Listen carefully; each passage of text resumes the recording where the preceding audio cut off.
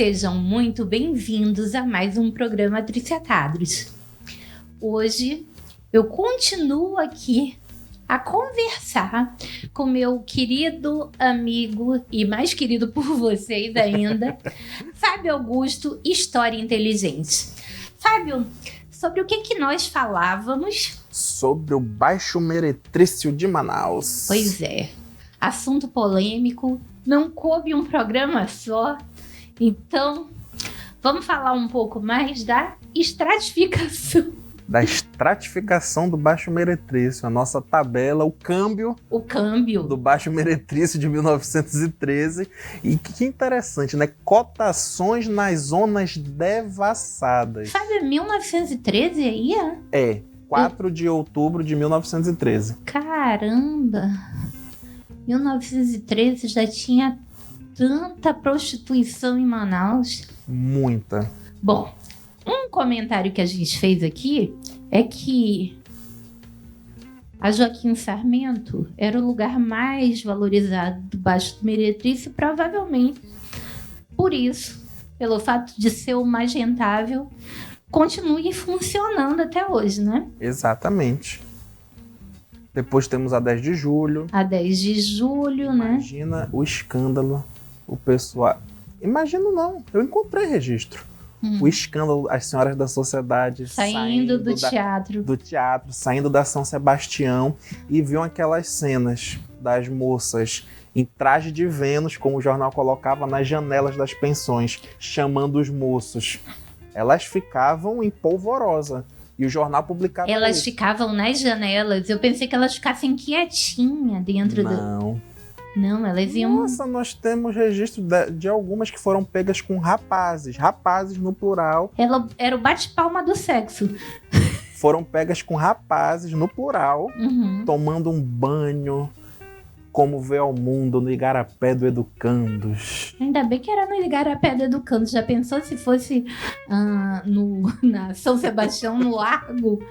No chafariz do Largo de São Sebastião? Tinha muita reclamação nessas regiões mais movimentadas. Dessas prostitutas ficavam na janela chamando os rapazes com os seios para fora, fazendo aqueles...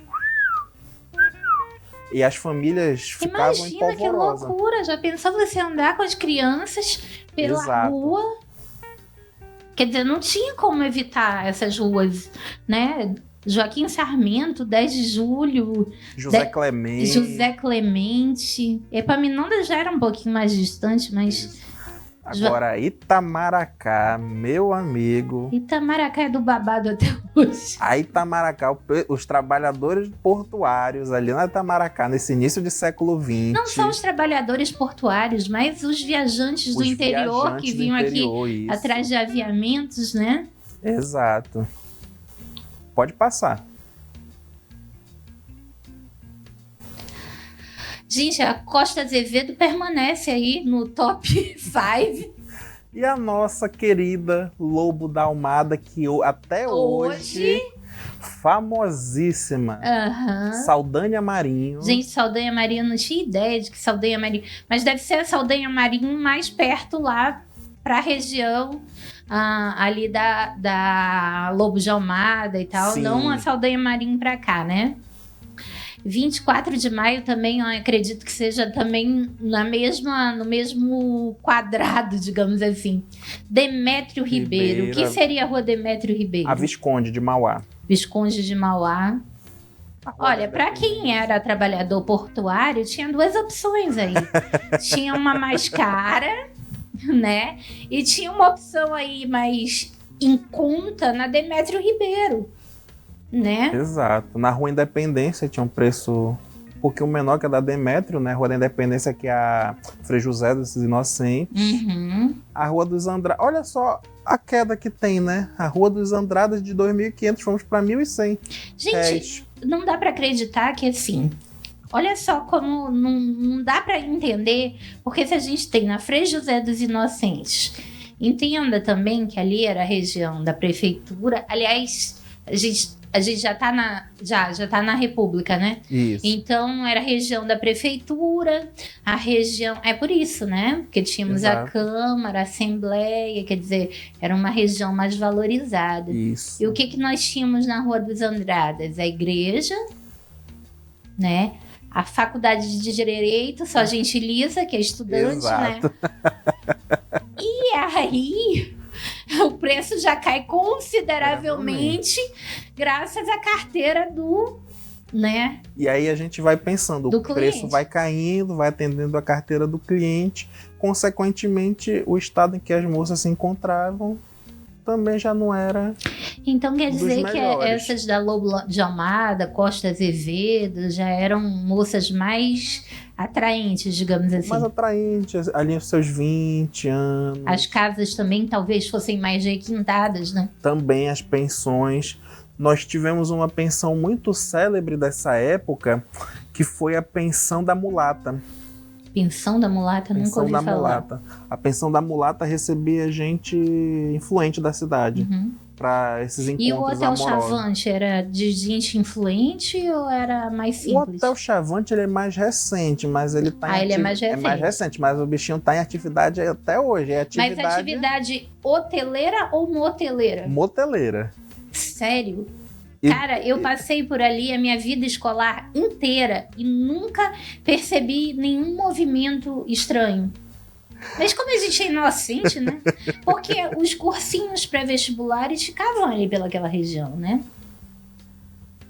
Exato. E o Beco do Comércio? Que era aí a promoção total.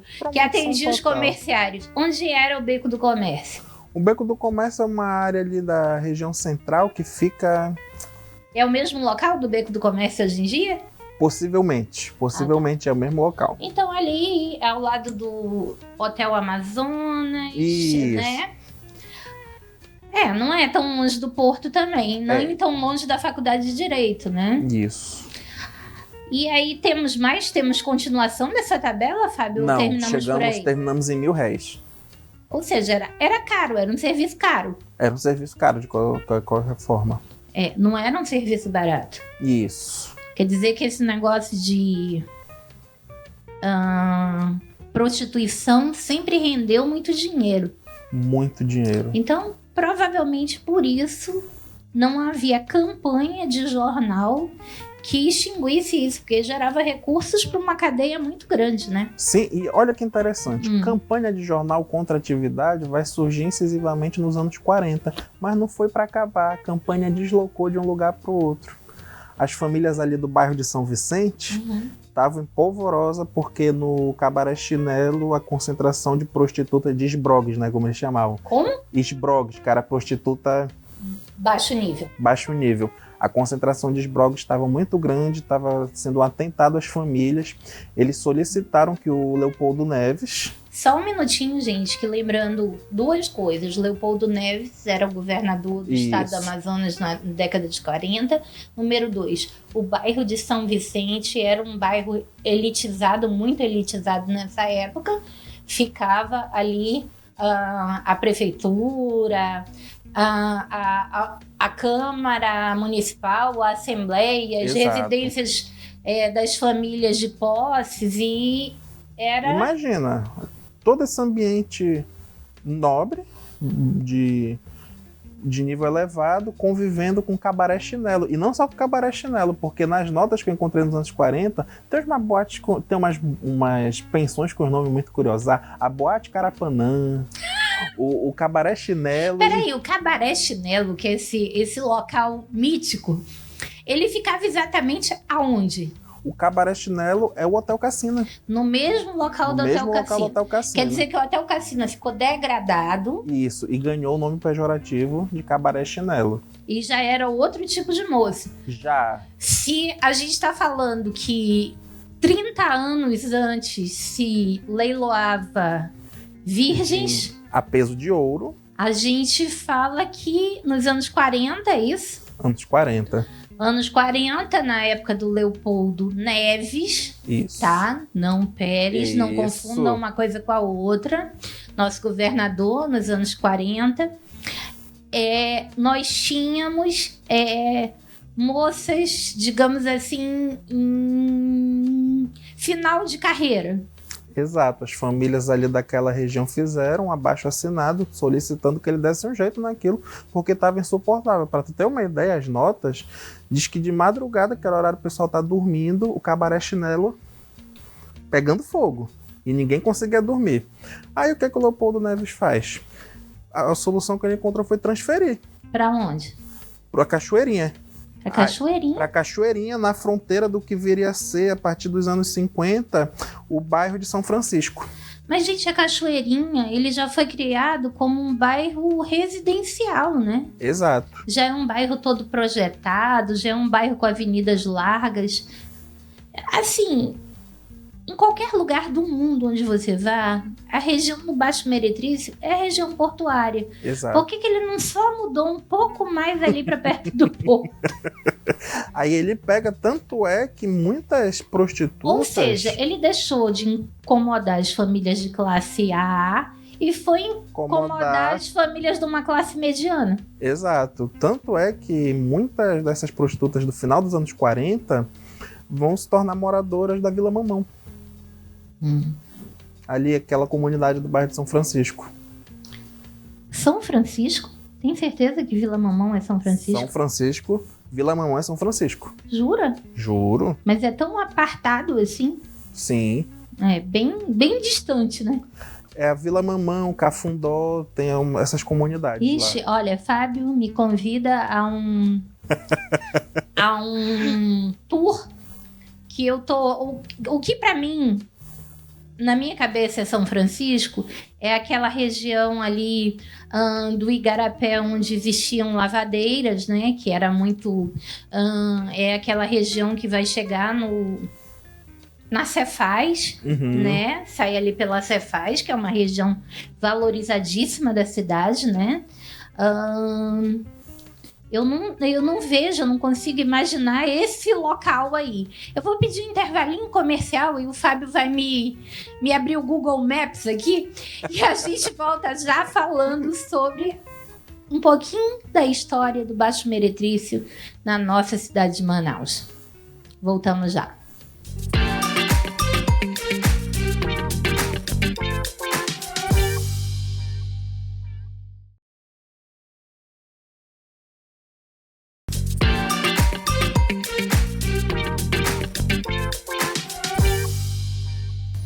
Voltando aqui nesse programa, falando do divertimento adulto da cidade de Manaus, né?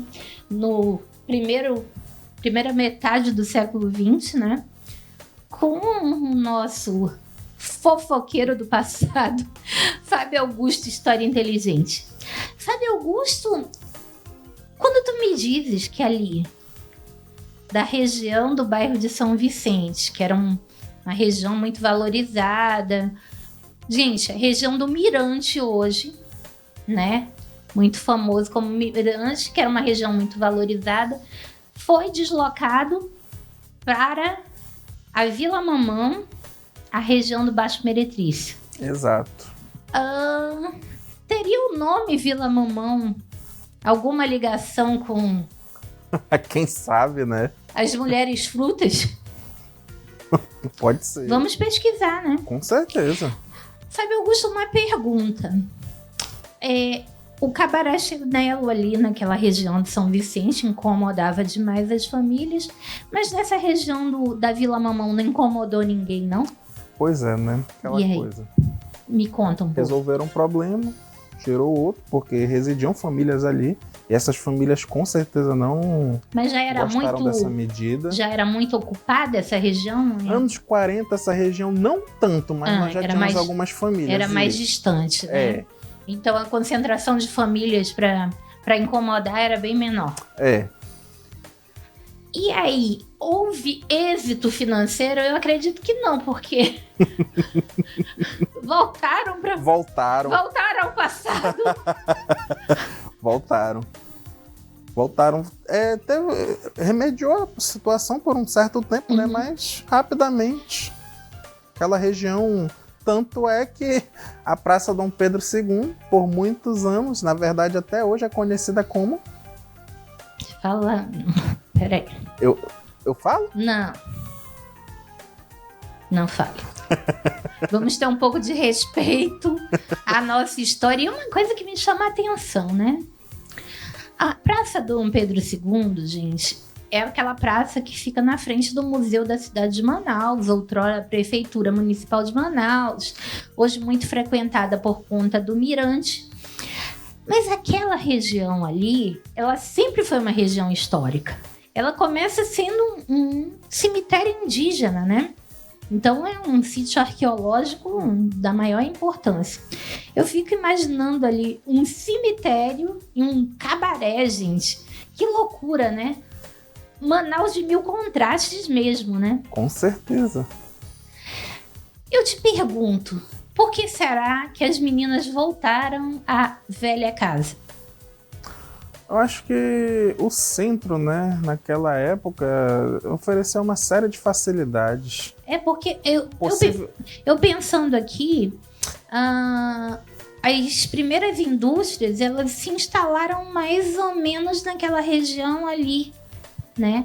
Talvez fosse interessante pegar a freguesia dos industriários e tudo mais. E é aquela coisa, né? A região central tinha uma clientela... mas aí nada... consolidada. O porto, nada supera um porto. Nada supera o porto da cidade. Gente, um navio, ele tem uma quantidade absurda de gente embarcando e desembarcando. E aí você imagina que uma viagem de navio era longa. Então os rapazes já vinham numa efervescência... Exato. Né? Exato. E sabe o que era interessante? Nós citarmos os nomes de algumas das prostitutas mais célebres da Manaus de outrora. Ai, meu Deus. Que as páginas policiais, as páginas de fofoca... Se tá na página policial, eu deixo. E se tiver no livro do professor Aguinaldo Figueiredo, já também, que os memorialistas nos legaram, né? Gente, quem quiser saber dessa história com cores menos suaves, procurem os livros do professor Aguinaldo Figueiredo, que é referência em boemia, né, na vida boêmia aqui da nossa capital. E se bobear, ele já inclui ali também outros lugares onde ele serviu a marinha, né? Exato. Porque o professor Aguinaldo, ele conhece Zona do Baixo Meretriz como ninguém. Como ninguém, e no país inteiro. E talvez fora do país, em todos os países do Mercosul. Com certeza. Mas fala um pouco. Bom, no início do século XX, esses jornais, eles apresentam os nomes de algumas das prostitutas mais famosas. Tá, e ainda apresentam com preconceito? Com preconceito, claro.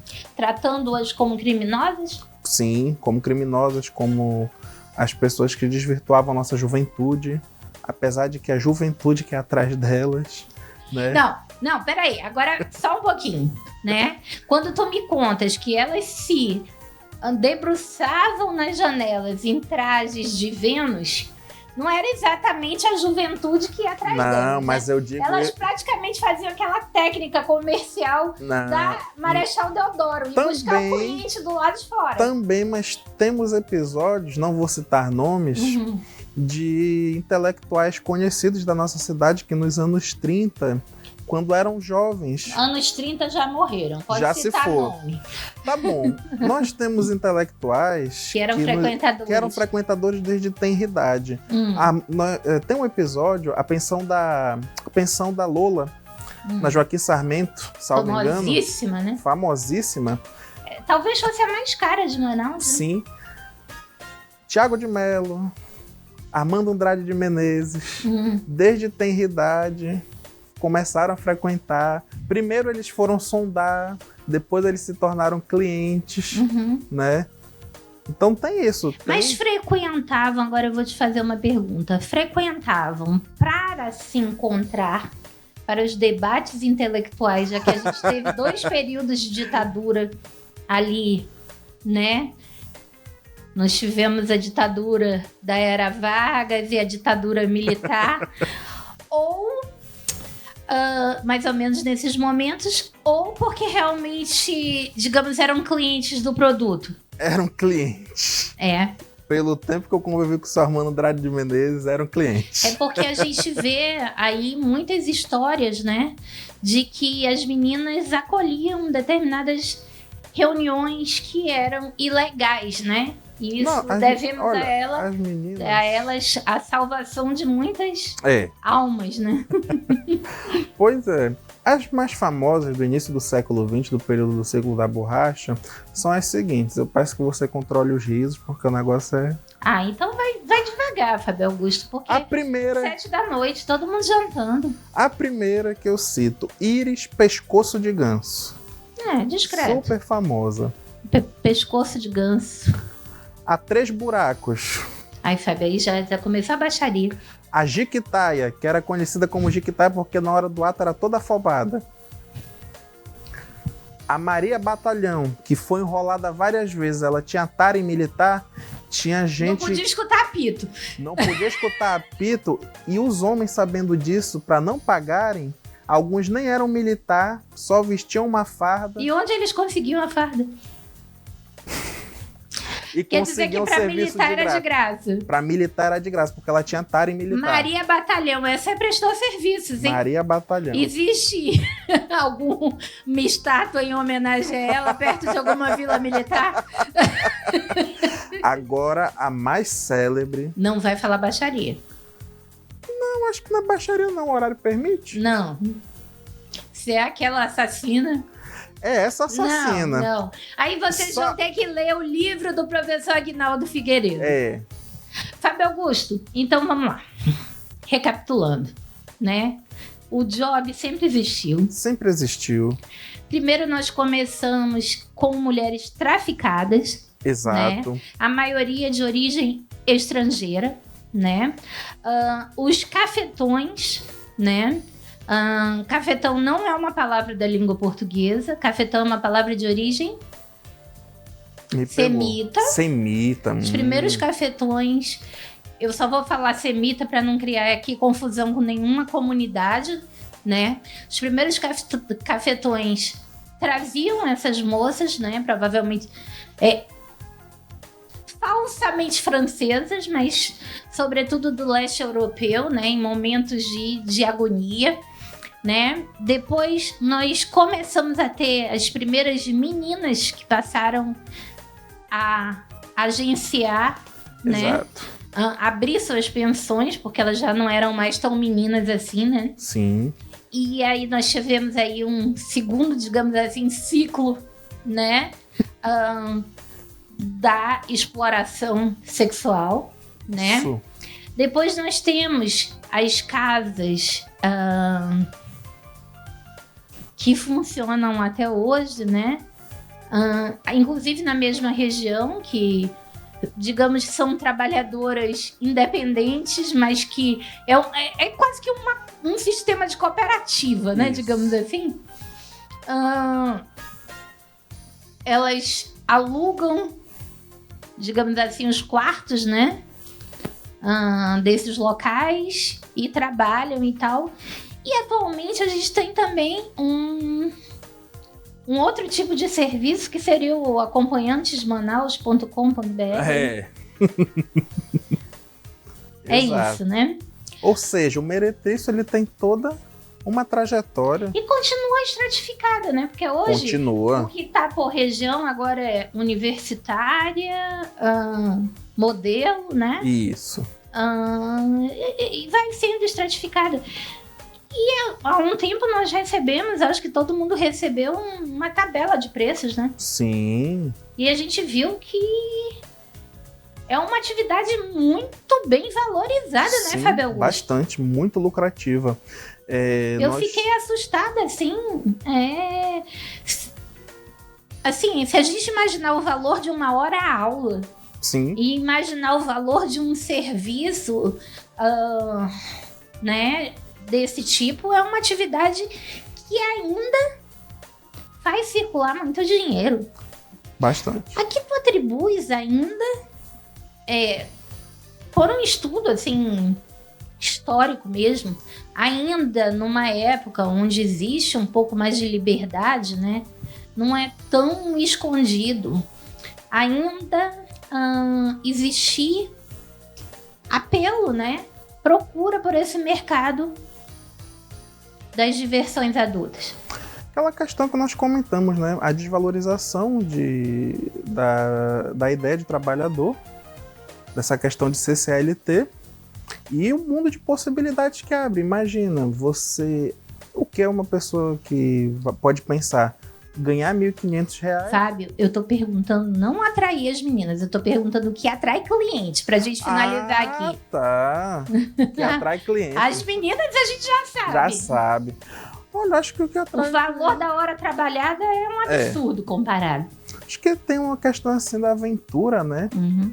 Acho que isso é um elemento muito importante. Talvez seja um fetiche. Sim.